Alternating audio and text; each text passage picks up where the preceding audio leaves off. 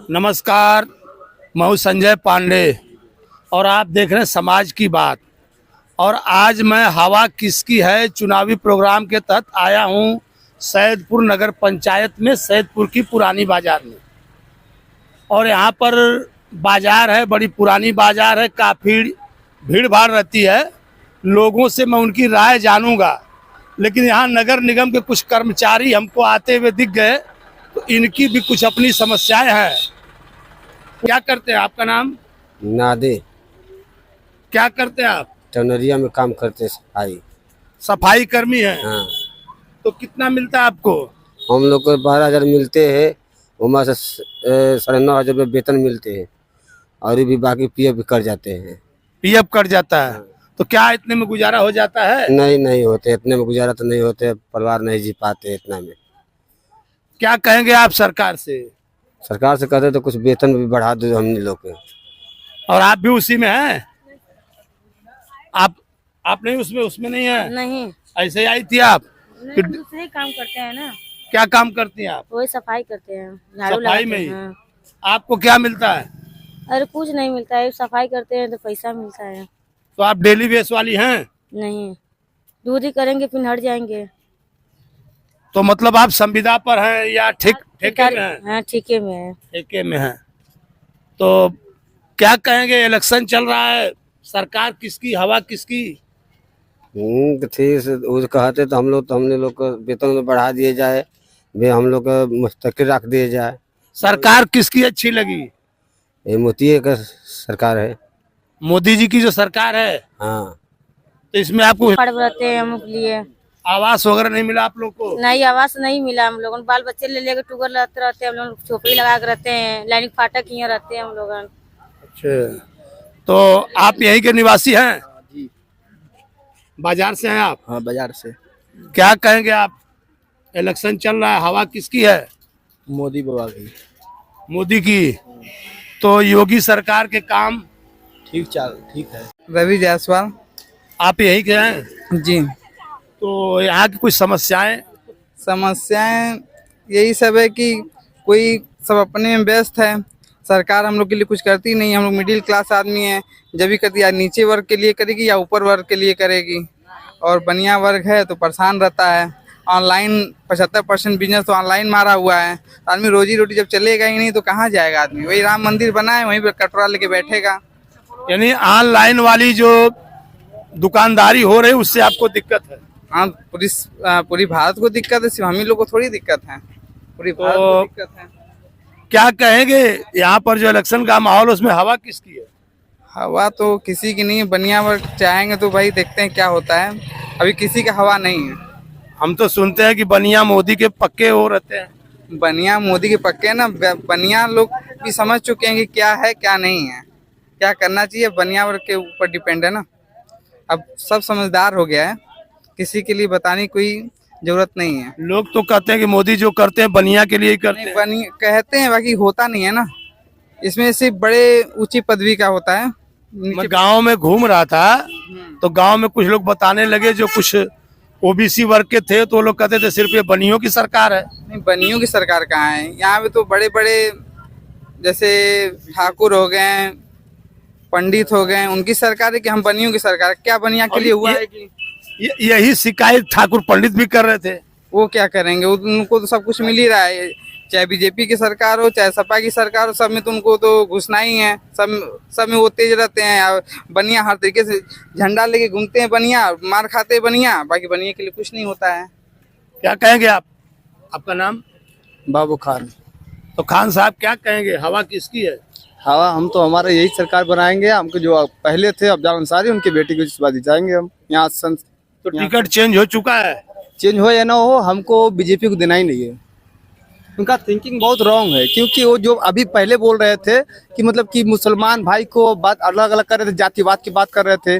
अब प्रेजेंट में अब क्या कर रहे हैं कि मतलब जातिवाद को मुसलमान भाई बोल रहे हैं। पहले तो बोलते थे सबका साथ सबका साथ, सबका साथ सबका विकास। अब यहाँ सबका साथ सबका साथ विकास कहाँ हो रहा है?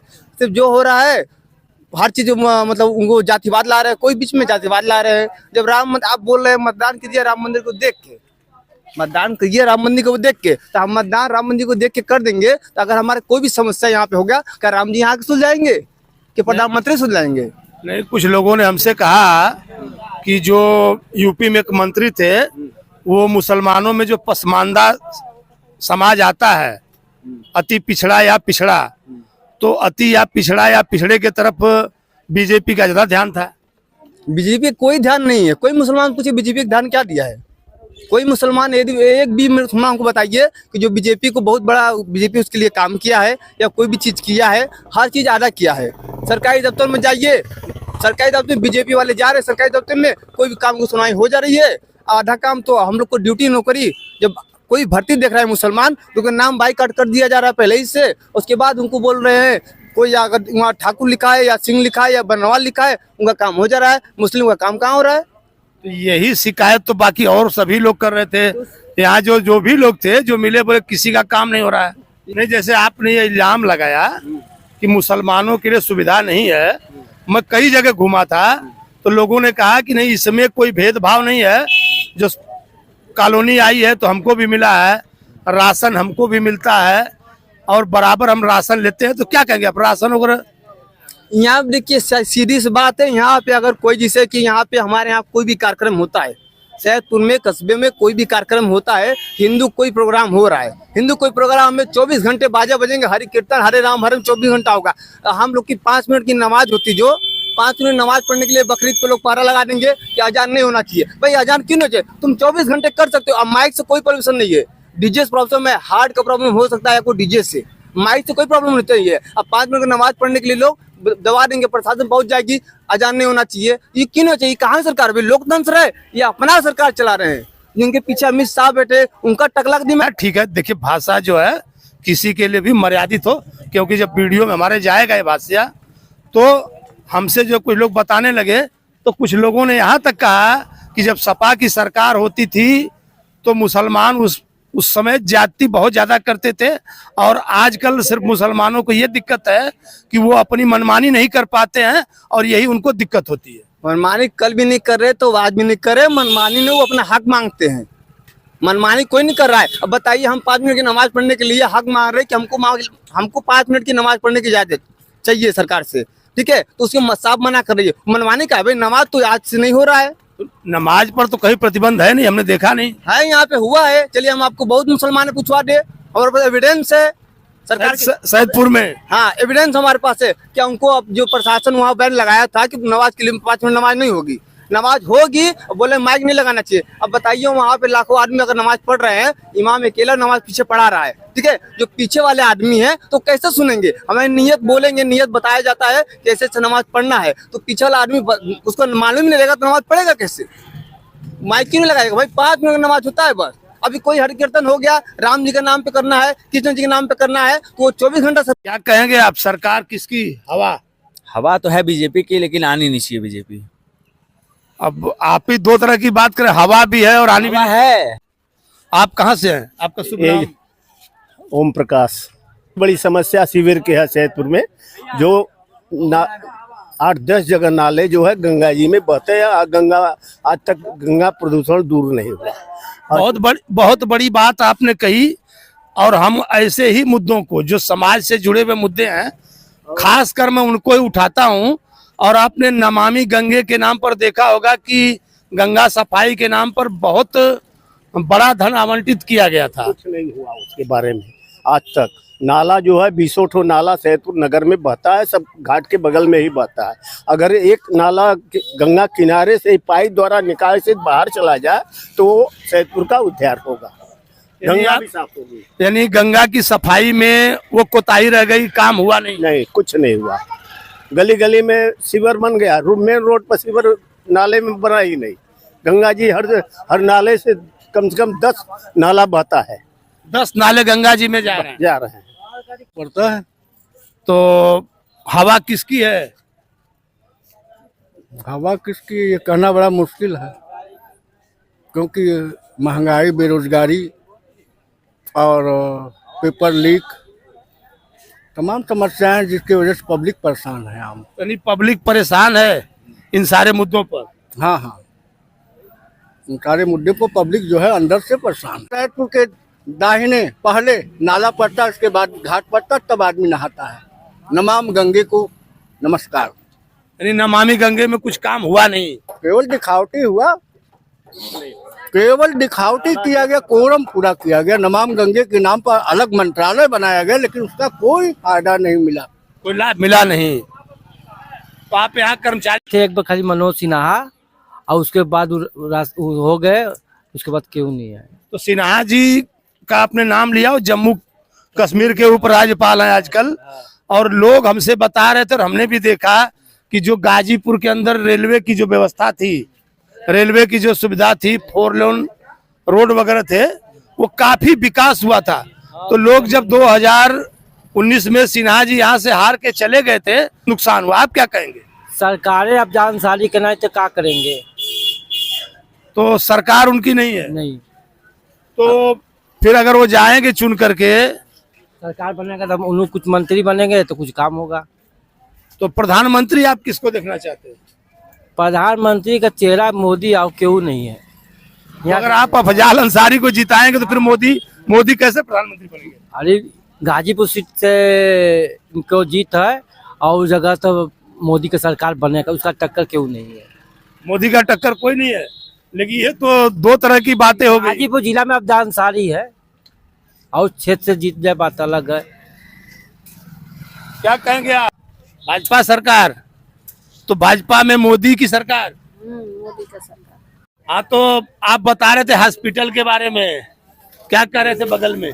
हॉस्पिटल है बिगड़ा हुआ बनना चाहिए। और का ये महिला हॉस्पिटल है? महिला हॉस्पिटल है। पहले तो बहुत अच्छा चलता था। हाँ, इस समय मरीज नहीं आ रहे हैं, कोई सुविधा नहीं है। डॉक्टर नहीं यहाँ पर? डॉक्टर इक्का दुक्का है। स्टाफ, बाकी स्टाफ की कमी है। हाँ, स्टाफ की इसमें बहुत कमी है, सब सामान की कमी है। इसीलिए मरीज यहाँ पर नहीं आ रहे हैं। हाँ, कोई सुविधा नहीं ना है।